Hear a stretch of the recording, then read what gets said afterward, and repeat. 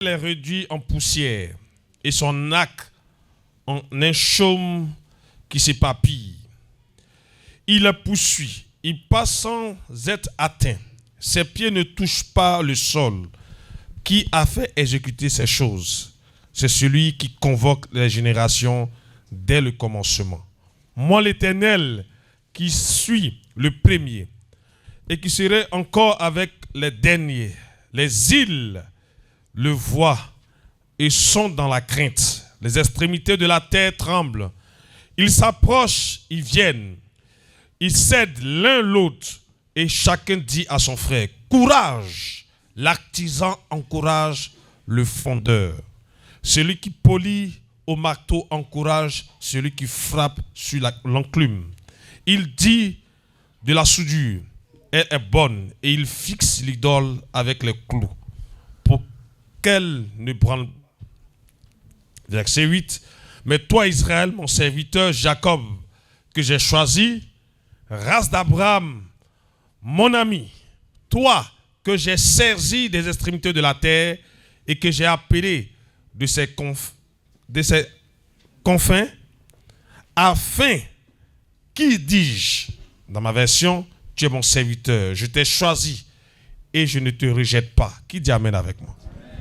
Ça, c'est une parole que le Seigneur va adresser à Israël. Mais ce qui nous intéresse ici, dans ce passage-là, dans ce que je viens de donner, c'est la partie du verset 7.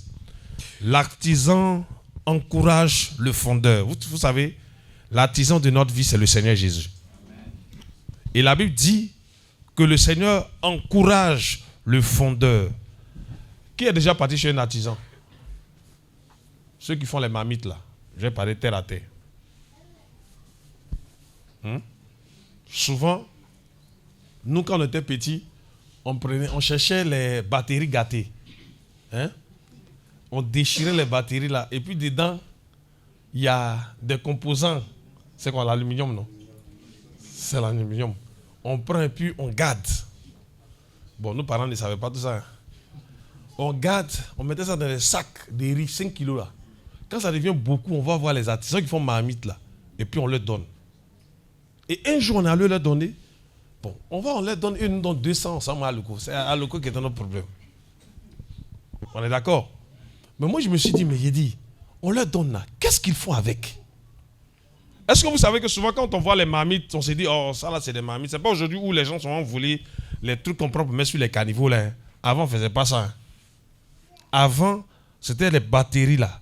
Quand une batterie est foutue, c'est pas ça. On cherchait ce qu'on extrait. C'était comme des plaques. Je me souviens comme ça. André, vous aussi, vous avez fait ça. Et maintenant, quand on envoie ça chez le fondeur, c'est comme ça qu'on les appelle normalement. Ils ont un truc.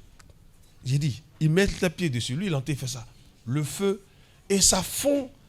C'est maintenant, c'est après des années que j'ai compris que c'est ce qu'ils prenaient pour faire des marmites. Et là, le Seigneur, parce que le Seigneur travaille, il parle avec des images. Il dit ici quelque chose de très important. Il dit, l'artisan encourage le fondeur. Il y a deux choses. Il y a l'artisan et il y a le fondeur. Vous comprenez? Un fondeur, c'est celui qui travaille au feu. Il y a la chaleur. Vous comprenez ce que je suis en train de dire? Quelqu'un qui fond du métal, c'est quelqu'un qui travaille, qui est un forgeron, c'est quelqu'un qui travaille à côté du feu. Et le feu, ce n'est pas quelque chose de très agréable, frères et sœurs, vous êtes d'accord avec moi? Et donc, mais l'artisan qui est le Seigneur encourage le fondeur. Et il dit quelque chose au verset 7 à 8. L'artisan encourage le fondeur, celui qui polit au marteau encourage celui qui frappe sur l'enclume. Donc, ici, dans ce passage, on va nous montrer la place de Dieu et la place des hommes. Il dit ceci. Il dit, donc quand vous voyez par exemple qu'il dit l'artisan c'est Dieu, il dit celui qui polit au marteau, c'est Dieu qui polit au marteau. Il dit encore de la soudure, elle est bonne, et il fixe l'idole au clou pour qu'elle ne se brande pas. Ça, c'est Dieu qui fait ces choses-là. mais toi Israël, verset 8, mon serviteur, Jacob que j'ai choisi, race d'Abraham. Dieu, vous savez, quand Dieu veut parler avec nous, et j'aime ça. Dieu, quand il te parle à toi, il t'appelle de tous les noms dont il t'a donné. Alléluia. Il dit, mais toi Israël. Donc il appelle d'abord Israël. Il lui dit ensuite, mon serviteur, race d'Abraham, mon ami. Qui dit amen avec moi? Amen. Donc, quand nous prenons ce passage, nous comprenons que Dieu est l'initiateur de toute œuvre dans notre vie. Que ce soit une œuvre chaude pour être fondue, que ce soit une œuvre pour nous polir, c'est-à-dire pour nous arranger, que ce soit par le feu, que ce soit pour t'arranger, que ce soit pour te fixer, c'est Dieu qui fait ces choses-là. Alléluia. Donc, Dieu dit, toi que l'artisan, c'est-à-dire toi qui es le fondeur, c'est-à-dire lui il est l'artisan. Toi qui es celui qui, c'est-à-dire qui frappe sur l'enclume, n'est-ce pas? Et c'est-à-dire chacun de nous a son rôle sur cette terre. C'est pas facile. Hein? Et la Bible même le dit que dans les derniers temps, la Bible dit quoi? Les temps seront quoi? Difficiles. Vous savez pourquoi les temps sont difficiles? Parce qu'on peut être confronté à des situations difficiles. Mais les situations difficiles ne déterminent pas Dieu dans notre vie. Attention. C'est pas parce que, regardez, il y a des gens quand ils traversent des moments difficiles, c'est fini, ils se disent que Dieu n'est plus avec eux. Non, c'est pas comme ça avec Dieu. Hein. Dieu, tu peux traverser des moments difficiles et puis il est avec toi. Il dit même tu passeras dans le feu et le feu ne te brûlera pas au nom de Jésus. Il dit tu vas traverser des eaux et les eaux ne vont pas te submerger. C'est Dieu qui parle. Alléluia. Donc, passer des moments difficiles ne veut pas dire que Dieu nous a abandonnés. Passer des moments difficiles ne veut pas dire que Dieu n'est plus avec nous. Alléluia. Pierre même pouvait le dire. Il dit quoi? Le Seigneur, je ne sais même plus si c'est le Seigneur, si c'est Pierre, mais il dit quelque chose de très important. Il dit les souffrances actuelles ne seront rien à comparer à la gloire à venir. Ça veut dire qu'un enfant de Dieu est livré à la souffrance. Mais attention, quel genre de souffrance? Il y a plusieurs types de souffrances. Il y a des souffrances qui sont provoquées par notre désobéissance. Ça, c'est autre chose. Mais il y a des souffrances que Dieu permet pour nous éprouver, pour nous rendre plus forts. Vous comprenez ce que je dis? Et il y a des souffrances que nous inflige le monde, qu'on ne peut pas arrêter. Vous comprenez? Oui, tu vas chez quelqu'un, vous êtes en train de regarder la télé, et puis tu vois un garçon qui se fait comme femme qui vient chanter.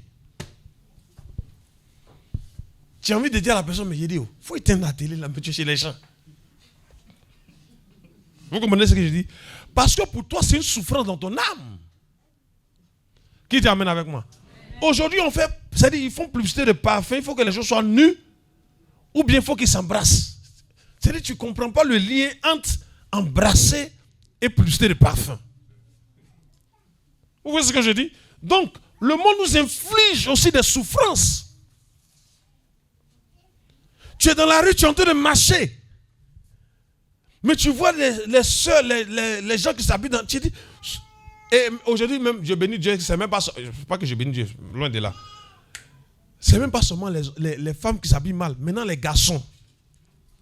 Un garçon va s'habiller même, on voit son dessous. C'est-à-dire, c'est le style quoi. Et puis il passe devant toi, son pantalon est gros, quand il passe devant toi, frou. Tu te dis, mais Seigneur...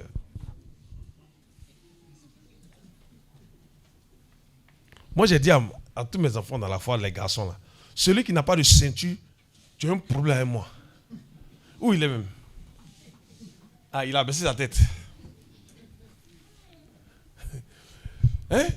Je l'ai chauffé quand j'ai bloqué son portable à cause de ça. Oui. Mon petit, là, il ne met pas ceinture quand il s'habille. Donc maintenant, chaque jour quand il vient, parce que tout à l'heure, j'ai vérifié. Ah, s'il n'a pas mis ceinture... C'est facilement, mais je vais lui donner une ceinture. Si je ne vois pas la ceinture, il aura problème avec moi. Mais bien sûr, parce qu'un homme, quand il s'habille, on ne doit pas voir son dessous. Qui a dit amen fort avec moi? Une femme, quand elle s'habille, il y a des parties qu'on ne doit pas voir de toi. Ça choque la sensibilité des frères. Hein, Patrick?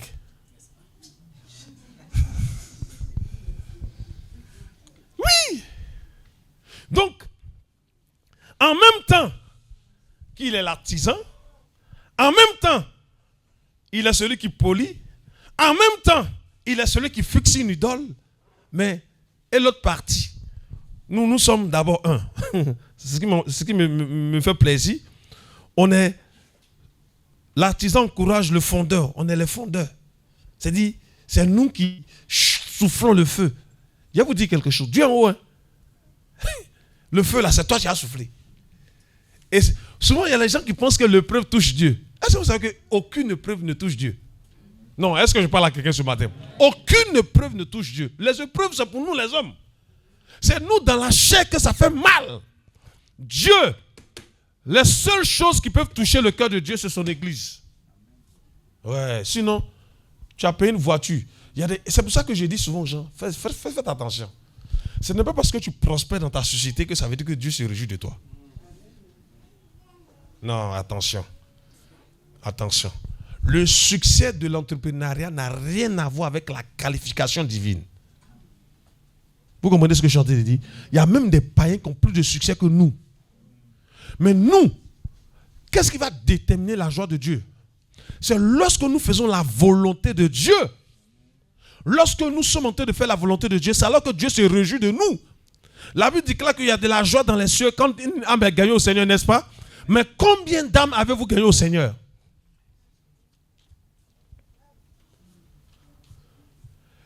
Est-ce que vous savez que j'ai appris que notre bien-aimée sœur a gagné un frère ici? Je ne savais même pas que c'est elle qui l'a envoyé à la communauté. Comment il s'appelle? Et moi et puis l'autre. Herman. Je vois Herman, je lui demande, il dit non. Mais lui, il est venu à la communauté parce que la sœur a gagné. Je dis, mais attends. Il dit, tu dis quoi? Il dit, oui, papa. C'est comme ça que je suis venu dans votre communauté. C'est-à-dire, elle a fait qu'il y ait de la joie dans les cieux. La question que je te pose, j'ai dit, chaque jour que Dieu fait, c'est pour ça qu'un enfant de Dieu n'a pas le temps. Tu dois faire de sorte que il y ait de la joie dans les cieux à cause de ta parole qui sort de ta bouche. Tu gagnes des âmes par ta vie toi-même au nom de Jésus. C'est-à-dire que dans ton comportement là, tu touches les autres. C'est ça. Alléluia. Nous sommes dans Actes chapitre 18. Aujourd'hui, c'est vraiment pour vous encourager, pour vous dire qu'on est dans le feu. Mais dans ce feu-là, nous sommes plus que vaincus au nom de Jésus. Nous sommes dans Actes chapitre 18 à partir du verset... Laissez-moi trouver rapidement. Lisez-moi à partir du verset 18. Acte 18, verset 18. Au verset 22. Paul resta encore assez longtemps à Corinthe.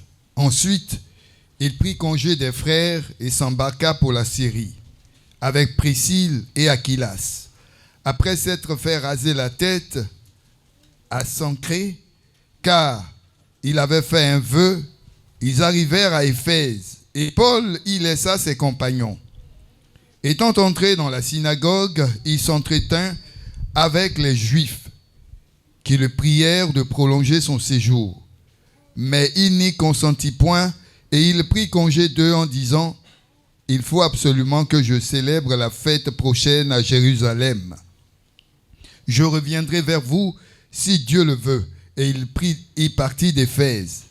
Étant débarqué à Césarée, il monta à Jérusalem et, après avoir salué l'église, il descendit à Antioche. Est-ce qu'on peut dire amen? Ici, voici Paul qui est de retour à Antioche. Ceux qui le lisent, qui ont déjà lu cette partie de la Bible là, savent que Paul était à Antioche. À un moment donné, il a fait des voyages et il va revenir à Antioche, d'accord? Et au verset 21, le verset 21 dit quoi? Il dit ceci. Mais il ne consentit pas et prit congé d'eux en disant, il faut absolument que je célèbre la prochaine fête à Jérusalem. Je reviendrai vers vous si Dieu le veut. Je vais vous dire quelque chose. Paul, il a dit quelque chose ici. Pourquoi j'ai pris ce passage pour vous parler ce matin? il dit, écoutez-moi très bien, il dit encore dans d'autres passages que ceux qui disent, je vais faire ceci, je vais faire cela, sans pourtant compter sur Dieu. Ici, Paul parle, il dit, si Dieu le veut. Oui, ceux qui disent, Seigneur, demain nous trafiquerons, nous ferons ceci, nous ferons cela. Si Dieu le veut. Pour dire quoi? Il n'y a rien que nous puissions faire sans supposer que Dieu puisse nous donner la permission au nom de Jésus. Vous comprenez? Ça veut dire que même tout à l'heure, là, à 20h, c'est si Dieu le veut qu'on va arriver jusqu'à 20h. Parce que c'est Dieu qui décide. Oui, tu veux faire de grandes affaires. Tu veux ouvrir, tu veux faire ceci, tu veux faire cela.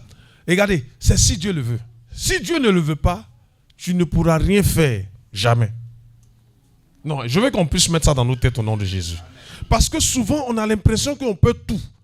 On a l'impression que même le temps que nous avons là, on a l'autorité et on a le pouvoir de pouvoir faire ce qu'on veut de notre temps. Non, hein? Si Dieu ne nous permet pas de faire certaines choses, on ne pourra jamais le faire. Regardez quelque chose, je vous donne un exemple. Pensez-vous qu'on veut encore rester ici dans cette salle? Vous êtes d'accord avec? Est-ce qu'on veut rester encore ici? Non. Tout le monde veut partir. Tout le monde veut qu'on ait un lieu plus grand parce qu'on sait que si on a un lieu plus grand, on va encore pouvoir regarder les enfants. Les enfants sont plus de peut-être 30 dans la petite salle là-bas. Ils étouffent. Même quand on met le climat, ça ne marche pas. On a crié à Dieu. On dit, Seigneur, voilà ce que nous on a. Sur 50 millions que nous recherchons pour acheter le terrain, voilà ce qu'on a déjà eu. Et tant que Dieu n'aura pas décidé qu'on quitte ici, on ne pourra pas partir. Amen. Vous êtes d'accord avec moi? Non? Malgré notre bonne volonté. Pourquoi? Parce que depuis le premier jour où nous avons accepté de donner notre vie à Jésus, notre vie ne dépend plus de nous, ça dépend de Dieu. C'est ce que Dieu aura décidé que Dieu va faire avec nous au nom de Jésus. Mais tout ce que Dieu décide est en notre faveur au nom de Jésus. N'oubliez jamais ça. Même quand Dieu nous retire quelqu'un ou quand Dieu t'enlève quelque chose, c'est pour ton bien. Non. Dieu ne fait aucun mal. Non. Dieu, quand il te retire même un ami ou quand il t'écarte d'une personne, c'est parce qu'il aura choisi que tu partes sur le chemin d'une autre personne. Attention.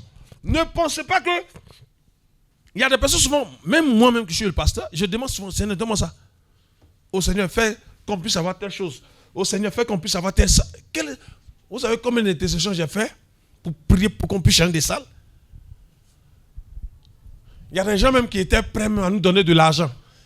Mais on a cherché Villa bien ici. C'est nous seulement on a cherché, on n'a pas encore eu. Mais il y a d'autres, quand ils ont cherché, ils ont eu. Pourquoi?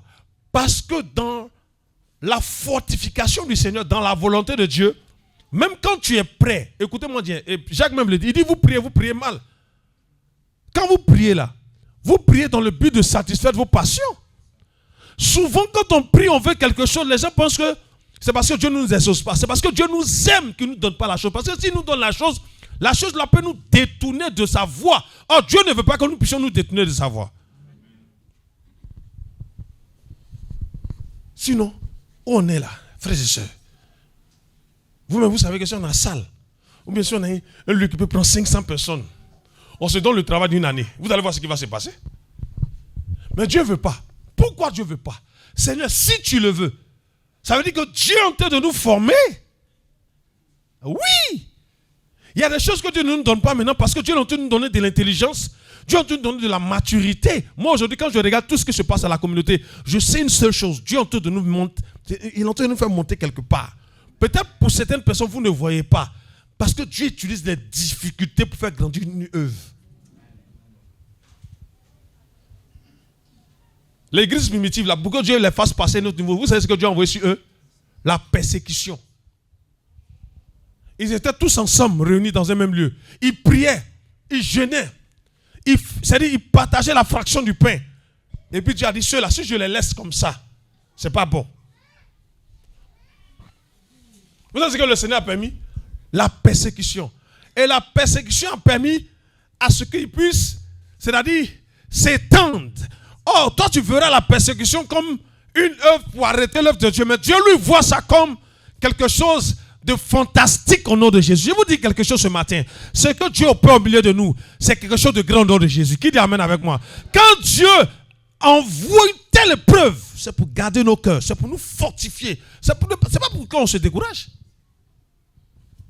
Parce que quand on dit non, on vit dans l'espérance du retour de Jésus. C'est là nous vivons dans ton espérance. C'est là nous croyons en ton espérance. Mais toute parole de Dieu est éprouvée. Dieu va te prouver pour voir si vraiment ce que tu dis là, tu vis dedans.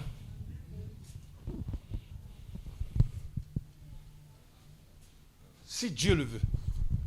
Ça veut dire que si Dieu ne décide pas quelque chose, je vais vous dire quelque chose. Regardez. Même pour qu'un sorcier puisse toucher quelqu'un, un mystique pour qu'il touche quelqu'un, c'est que Dieu a autorisé. Non, je n'ai pas bien entendu ton amen. Ça, vous savez qu'aucun sorcier, aucun démon n'a créé un être humain. Aucun. Nous tous qui sommes dans cette communauté-là, nous avons été créés par notre Seigneur, Sauveur, Jésus. Et la Bible dit qu'il a le souffle de toute âme entre ses mains. Qui dit amen avec moi? Il a le cœur de toute âme entre ses mains. Tous les rois de la terre, là, le Seigneur Jésus-Christ a nos cœurs entre ses mains. Non. Souvent, c'est difficile. Hein? Mais quand tu rentres au plus profond de Dieu, te dit, c'est moi qui décide. Jésus. Oui. Il dit, au début, j'étais en train de dire, Seigneur, permets qu'on puisse avoir un lieu plus grand. On est allé, pour ceux qui n'étaient pas là, une fois j'ai expliqué ça, regardez. Il était avec prophétesse Angèle, c'est ça non? Quand on est parti on voulait prendre le coin en bas là-bas. Prophétesse Angèle, pasteur Esso, prophétesse Amani, qui encore? Maman Cathy, on a vu le lieu. Et là, on dort et puis on rêve de ce qu'on va faire. Pendant ce temps, c'est ici on devait être. Vous voyez avec Dieu, souvent vous décidez de faire quelque chose et puis Dieu vous dit non. C'est pourquoi la Bible dit ceci. Autant nos pensées sont éloignées de Dieu, autant le ciel est éloigné de la terre. C'est comme ça. C'est de la même manière que le ciel est éloigné de la terre, c'est comme ça nos pensées sont éloignées de la pensée de Dieu. Et nous prions ce matin que Dieu nous donne sa pensée au nom de Jésus. Oui. Vous savez, lorsque Dieu vous communique sa pensée, vous allez vite. Vous ne perdez pas le temps. Mais lorsque vous voulez faire, c'est-à-dire que vous vous entêtez à faire ce que vous voulez, vous savez ce qui se passe? Un bras de fer même, merci. Et c'est là que tu te cognes. Tu te cognes. Et quand tu te cognes, Dieu t'attend. Quand tu reviens, il te saisit. Il dit, bon mon fils, va sur ce chemin-là. Vous pensez que Jonas n'a pas perdu du temps? On dit, Jonas, va à Nénive. Jonas a perdu combien de jours de sa vie? Qui sait? Il a perdu combien de jours? 3 jours. Oh, en 3 jours, tu peux réaliser de grandes choses dans ta vie.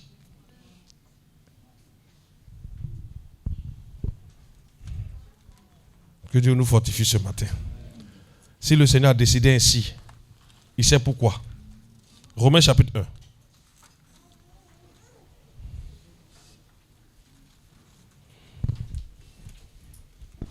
Romains chapitre 1. Verset 1 à 12. Verset 1 à 12. Paul, serviteur de Jésus-Christ, appelé à être apôtre, mis à part pour annoncer l'évangile de Dieu, qui avait été promis auparavant de la part de Dieu par ses prophètes dans les Saintes Écritures, et qui concerne son Fils, né de la postérité de David selon la chair, et déclaré Fils de Dieu avec puissance selon l'esprit de sainteté, par sa résurrection d'entre les morts, Jésus-Christ notre Seigneur, par qui nous avons reçu la grâce et l'apostolat pour amener en son nom à l'obéissance de la foi tous les païens, parmi lesquels vous êtes aussi. Vous qui avez été appelés par Jésus-Christ, à tous ceux qui, à Rome, sont bien-aimés de Dieu, appelés à être saints, que la grâce et la paix vous soient données de la part de Dieu notre Père et du Seigneur Jésus-Christ. Je rends d'abord grâce à mon Dieu, par Jésus-Christ au sujet de vous tous, de ce que votre foi est renommée dans le monde entier. Dieu, que je sers en mon esprit dans l'évangile de son Fils, m'est témoin que je fais sans cesse mention de vous, demandant continuellement dans mes prières d'avoir enfin, par sa volonté, le bonheur d'aller vers vous. Car je désire vous voir pour vous communiquer quelques dons spirituels afin que vous soyez affermis. Afin que vous soyez affermis. Verset 12. Ou plutôt, afin que nous soyons encouragés ensemble au milieu de vous par la foi qui nous est commune à vous et à moi. Amen.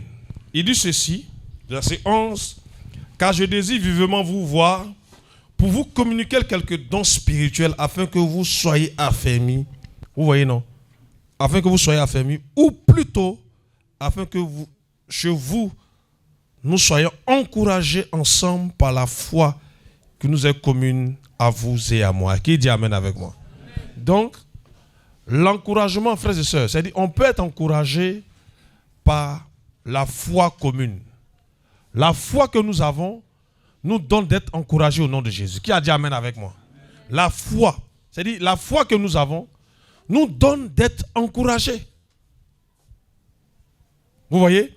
Et il dit quelque chose. Les dons spirituels aussi. Frères et sœurs, s'il y a quelque chose que je demande à Dieu de réveiller dans cette communauté, c'est aussi les dons spirituels au nom de Jésus. Ah non, je vais entendre un amen ce matin. Mais pourquoi Dieu réveille les dons spirituels? Frères et sœurs, les hommes spirituels ou les dons spirituels se réveillent dans une communauté par la consécration. Vous devez veiller à ce que vos cœurs ne soient des cœurs purs au nom de Jésus. Veillez à ce que vous ayez des cœurs purs pour que vous puissiez manifester les dons de Dieu. Quand vous avez des dons dans une communauté, c'est-à-dire les dons permettent à ce que la communauté s'affermisse au nom de Jésus. D'accord? Donc, l'affermissement et l'encouragement d'une œuvre viennent aussi du fait qu'il y a des dons qui sont manifestés dans la communauté. Il y a la grâce de Dieu qui est manifestée dans la communauté. Il y a la faveur de Dieu qui est manifestée dans la communauté au nom de Jésus. C'est très important. D'accord? Donc, si vous voulez voir la gloire de Dieu, une des choses que vous devez faire, c'est de vous encourager. Et ici, Paul parle aux chrétiens de Rome. Et il a dit quelque chose de très important. Il dit qu'il désire vivement venir les voir afin de leur communiquer des grâces, des dons spirituels. Frères et sœurs, pour que ces âmes spirituelles permettent à ce que eux, ils soient quoi? Ils soient affermis ou plutôt qu'ils soient encouragés. N'oubliez jamais ça. Nous devons aussi prier pour le réveil des dons spirituels dans cette communauté au nom de Jésus. Est-ce qu'on peut entendre un amen ce matin? Il faut que Dieu fasse qu'il y ait ce réveil au milieu de nous. Philippiens chapitre 2. Philippiens chapitre 2. Et on va commencer à prier ce matin. Verset 19 au verset 20. Philippiens chapitre 2, verset 19 au verset 20. J'espère dans le Seigneur Jésus vous envoyer bientôt Timothée, afin d'être encouragé moi-même en apprenant ce qui vous concerne, car je n'ai personne ici qui partage mes sentiments pour prendre sincèrement à cœur votre situation. Est-ce qu'on peut dire amen? Donc, il se trouve que ici, Paul se trouve dans une situation et pour encourager d'autres personnes, il décide donc d'envoyer Paul et d'envoyer Timothée. Donc, pendant ce moment que nous sommes en train de traverser, Dieu va susciter certainement des serviteurs de Dieu qui vont nous encourager au nom de Jésus. Est-ce que vous le savez? C'est très important. Quand une église est éprouvée, Dieu suscite aussi des frères pour venir encourager, pour venir fortifier son église. Pas seulement le pasteur de la communauté. Dieu peut utiliser d'autres personnes. Alléluia. Et ce matin, donc, je veux qu'on prie. On prie pour qu'on soit vraiment, vraiment affermis. Regardez, les épreuves là, elles font partie du parcours de tous les chrétiens. Tu peux te prouver. Il y a des gens, oui, tu peux te prouver sur l'argent. Tu peux te prouver sur la santé. Tu peux te prouver sur la vie. Tu peux te prouver sur tout. Mais, écoutez-moi très bien. Dans toutes ces choses, vous devez savoir que vous êtes plus que vainqueur au nom de Jésus. Amen. Qui dit Amen avec moi? Amen. Pourquoi? Parce que c'est l'épreuve qui permet de vous filtrer la foi que vous avez. Ah oui, hein? Il y a des gens qui sont éprouvés par la maladie, ça fait 1 an, 1 an et demi. Et puis Dieu regarde, est-ce qu'il a la même foi? Est-ce qu'il garde sa même posture? Oui, tu peux te prouver par tes affaires. Dans tes affaires, ça ne marche plus. Mais le piège dans ce temps-là, c'est que maintenant, quand les gens sont éprouvés, ils cherchent des alternatives au lieu de chercher Dieu. Vous comprenez ce que je dis?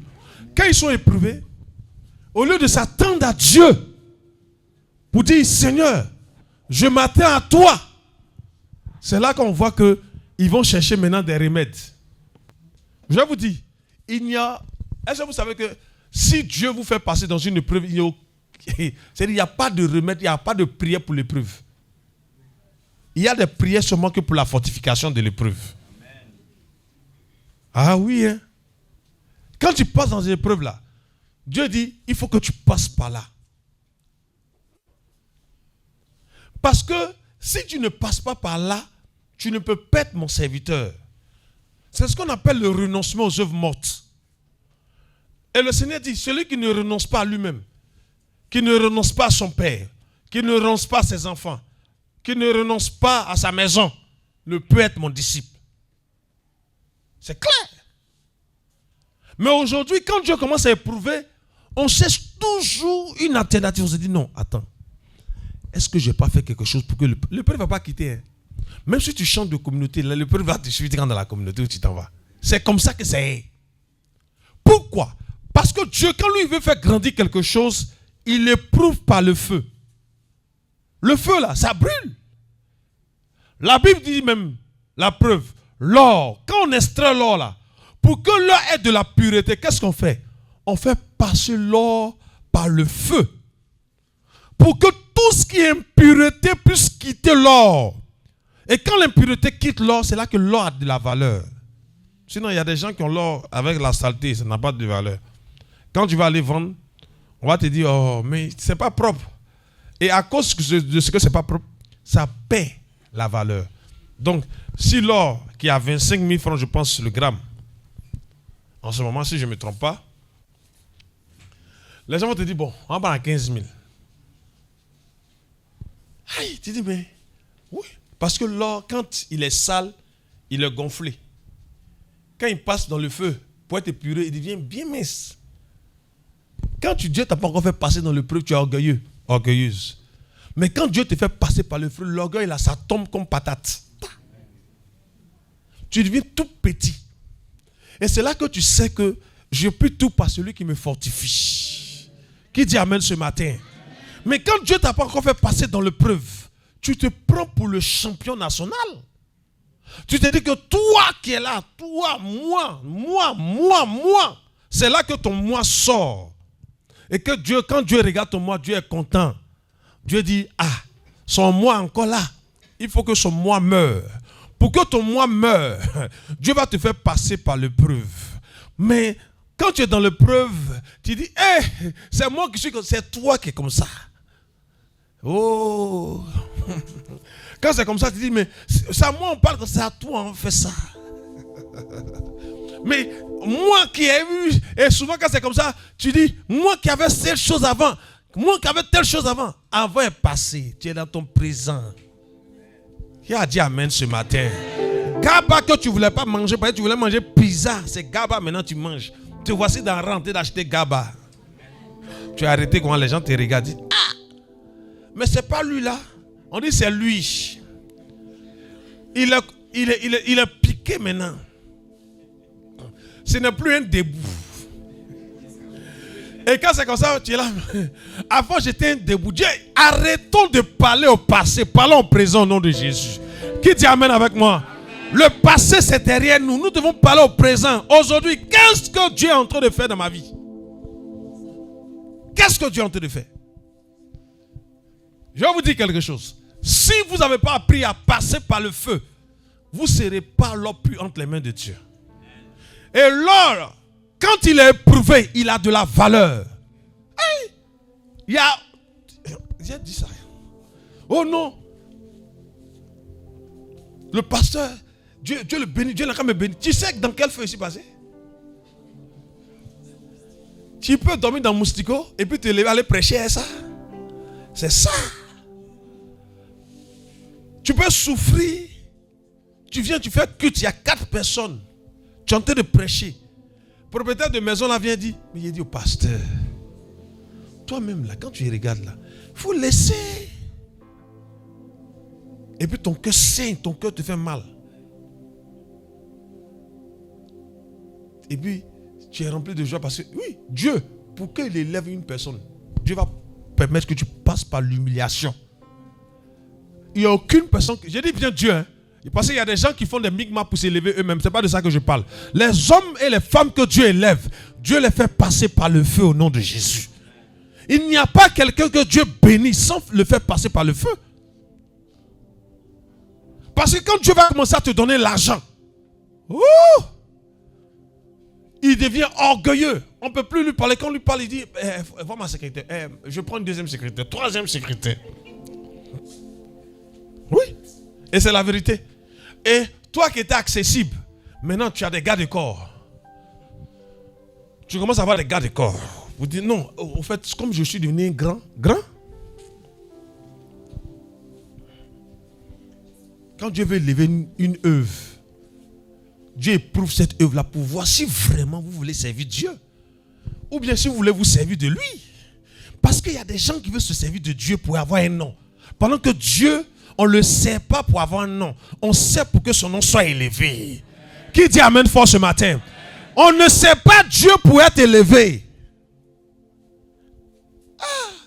Tous ceux qui veulent utiliser le nom de Jésus pour se faire de l'argent, vous allez voir votre échec, c'est-à-dire pointe à l'aurore. Mais tous ceux qui voudront perdre leur vie à cause de Jésus vont retrouver leur vie au nom de Jésus. Tous ceux qui voudront servir Dieu dans loyauté vont retrouver leur vie au nom de Jésus. Même quand vous êtes éprouvé, pourquoi autant d'épreuves?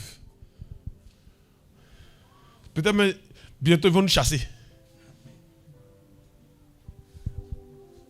Mais est-ce que quelqu'un a la pensée de Dieu pour dire, Seigneur, mais dans quoi tu es en train de nous faire passer là? Allez voir les Mohamed Sanogo là. Allez voir les Oyedepo. Allez voir les grandes communautés. Et puis demandez-leur, mais pourquoi souvent vous êtes... Oui. Parce que c'est des communautés, vous les voyez comme ça là. Et ils ont passé les épreuves. Quand toi tu es chez toi à la maison qui te dit, hé Seigneur, il faut nous rendre grands comme cette église. Tu sais dans quelle épreuve ils sont passés? Tu sais quelles difficultés ils ont enduré? Tu sais quel rejet ils ont enduré? C'est pourquoi, frères et sœurs, chacun de nous a son empreinte. Non, est-ce que je peux en dire amen, amen, amen? N'enviez pas les autres. Ne désirez pas être comme les autres. Désirez comme Dieu aura décidé pour vous au nom de Jésus. Dieu a décidé que nous allions quelque part avec lui.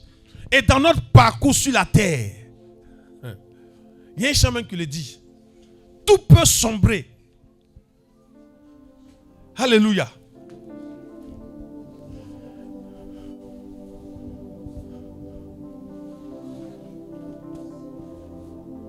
Tout peut sombrer.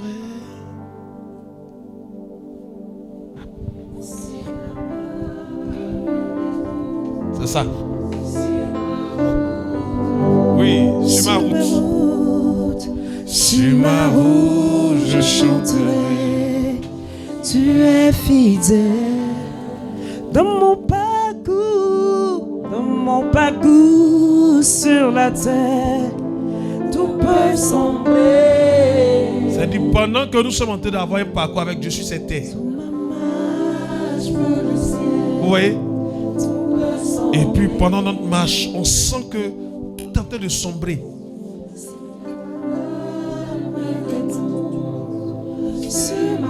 Et là, la peur veut mettre des doutes dans nos cœurs par rapport à l'œuvre.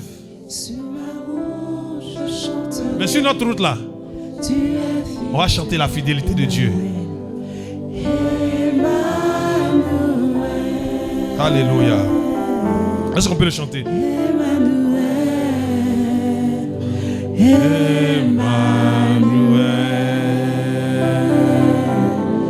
Emmanuel, je chanterai ta fidélité. Emmanuel, je chanterai ta fidélité. Emmanuel, Emmanuel, Emmanuel, Emmanuel,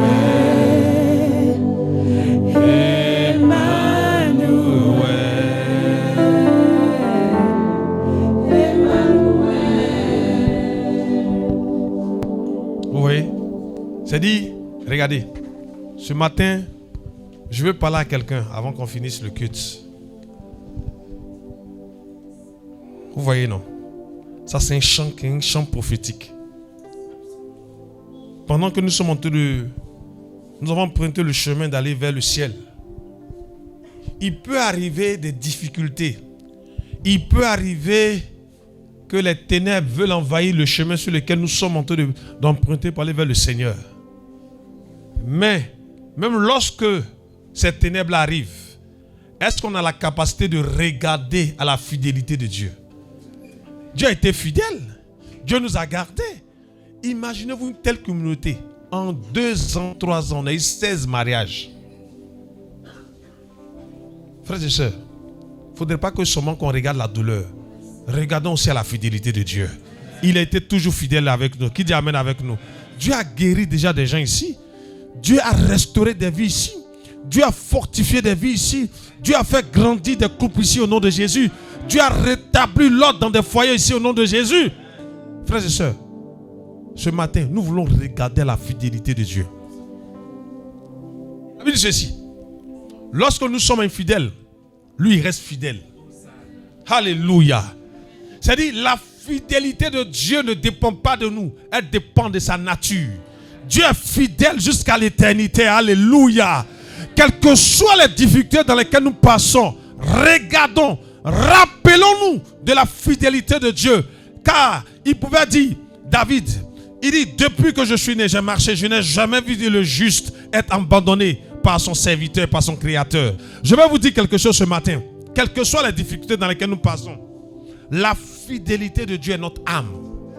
Elle est notre âme. Elle nous permet d'espérer au nom de Jésus. Nous espérons que quelles que soient les difficultés, quelles que soient c'est-à-dire la douleur, nous tenons ferme au nom de Jésus. Alléluia. Oui. Dans notre parcours. Est-ce que vous savez que le parcours sur la terre est un parcours... Regardez. C'est comme si je dois aller jusqu'au bout là-bas, où la prophétesse est. Mais là, comme je fais un songe, je disais, j'ai fait un songe quelque jour, hier ou avant-hier. Et puis, le chemin sur lequel je devais emprunter le chemin là, c'était les épreuves là. Les serpents, ils étaient costauds qu'on soit. De gauche comme de droite. Mais, c'est-à-dire ils étaient particuliers. Vous savez, ces serpents étaient comment? Chaque serpent avait eu la tête coupée. On avait coupé déjà les têtes. Donc, ils étaient là comme ça. Et puis, j'étais en train de passer. Je vais vous dire quelque chose. Quand la Bible déclare que c'est dans la victoire que nous combattons, c'est la vérité. Vous voyez, ils remuaient les têtes, ils remuaient la queue. Mais en réalité, les têtes étaient coupées. Et puis, j'étais en train de marcher. Et puis, j'étais étonné. J'ai dit, mais pourquoi il y a beaucoup de serpents comme ça sur ce chemin-là? Et puis, le Seigneur me dit, c'est ce chemin-là que vous devez emprunter. Mais tous les serpents avaient la tête coupée. C'est-à-dire qu'ils ne pouvaient pas... C'est-à-dire c'est quand ils ont la tête encore qu'ils peuvent te mordre. Mais quand ils ont la tête coupée, ça veut dire que c'est fini au nom de Jésus. Alléluia. Je prie que cette victoire spirituelle nous soit accordée physiquement au nom de Jésus. Sur la maladie, sur le chèque, sur la mort. Au nom puissant de Jésus. aucun malheur ne vous arrivera. Aucun fléau ne s'approchera de votre vie au nom de Jésus. Alléluia. La Bible déclare que 1000 tomberont à ton côté, 10 000 à ta droite. Tu ne seras pas atteint au nom de Jésus. Il dit, de tes yeux seulement, tu regarderas la rétribution des méchants. Au nom puissant de Jésus. Quand les gens formuleront des complots contre toi, cela ne vient pas de l'Éternel. Alléluia. Qui dit amen avec moi? Toute âme forgée contre toi est sans effet au nom de Jésus. Qui dit amen avec moi? Dis au nom de Jésus. Il est écrit dans la parole de Dieu que toute âme physique ou spirituelle qui a été forgée contre moi est sans effet. Ce matin au nom de Jésus, Père, nous renversons toute autorité spirituelle qui s'est levée contre nos vies. Nous chassons la mort, la maladie, l'échec au nom de Jésus. Et nous proclamons la vie éternelle, la vie en abondance, la santé, la grâce, la faveur, la miséricorde, le succès, la réussite, l'élévation au nom de Jésus. Amen. Assieds-toi. Je vais prier pour ceux qui font le transport. Tous ceux qui font le transport.